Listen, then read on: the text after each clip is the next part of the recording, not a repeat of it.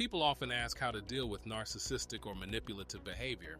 What they usually mean is, how do I stop feeling confused, drained, or second-guessing myself after these interactions? Because that's the real cost, not just the conversation, but what it does to you afterward.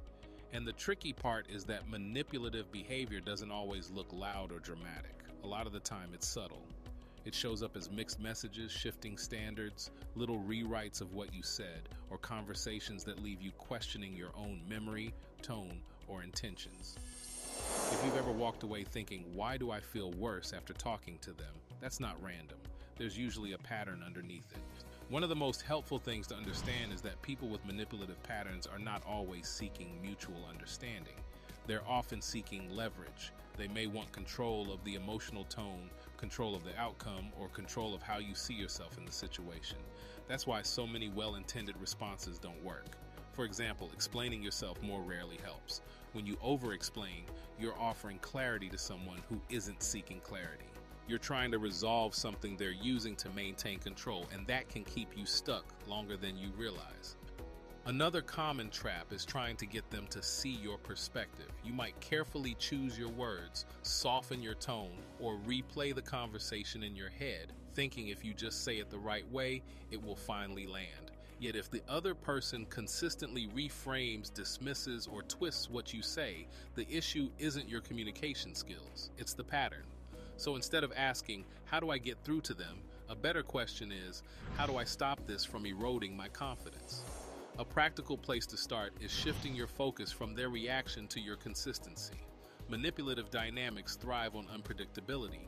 If your response changes every time, sometimes explaining, sometimes arguing, sometimes giving in, the interaction stays negotiable. Not because you're failing, but because the other person learns that pressure creates movement. Consistency removes that movement. That means deciding ahead of time what you will and won't engage with. Not in an angry way, in a clear way. You pick your line and you stay with it. Calmly, briefly, without extra emotion or added explanation. If someone repeatedly crosses a line, you might say, I'm not continuing this conversation if it stays disrespectful. And then you actually stop engaging every time. Same response, same outcome. That predictability is grounding for you, and it removes the leverage that depends on you getting pulled into the same cycle. Another practical skill is learning to tolerate discomfort without rushing to fix it. Manipulative conversations often rely on your urge to smooth things over, to make the tension go away, to prove you didn't mean it that way, to get the other person back to calm. And if you're used to keeping peace in your relationships, that urge can be strong. Yet at the moment you stop filling the space, the pattern starts to weaken. Silence can feel uncomfortable, especially with someone who's used to you explaining or defending yourself. But you're not being passive, you're being intentional. You're giving yourself a chance to stay steady instead of being pulled into the same emotional shape every time. It also helps to reset your expectations. This is where a lot of confidence gets lost. People keep expecting a certain kind of accountability from someone who has shown over time that they don't operate that way. That expectation creates repeated disappointment, and repeated disappointment creates self-doubt. A healthier approach is to treat their pattern as information, not as a puzzle you need to solve, not as a situation you need to win. Just information you can use to protect your peace. And sometimes the most self-respecting move is disengagement. Not every relationship can be repaired through better communication. Sometimes the clearest boundary is limiting access, emotionally, conversationally, or altogether. That doesn't make you unkind, it makes you clear. Here's the deeper truth.